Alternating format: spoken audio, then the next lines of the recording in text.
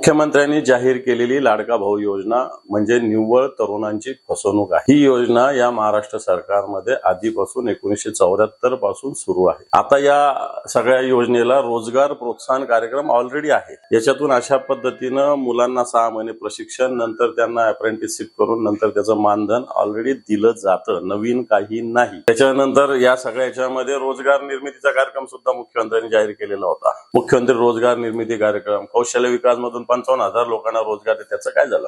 थोडक्यात जनतेची आणि विशेषतः तरुणांची ही फसवणूक आहे। ही सगळी जुनी योजना आहे आणि ही जुनीच योजना नव्या नावानं मुख्यमंत्र्याच्या नावानं हे केले। त्यामुळे मी महाराष्ट्रातील तरुणांना आव्हान करेल की या योजनेला फसू नका। आता यांना निवडणुकीच्या तोंडावर सगळे आठवतंय, लाडका भाऊ, लाडकी बहीण। प्रत्यक्षात या योजना जुन्या आहे।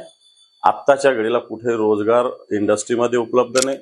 सरकार प्रायव्हेट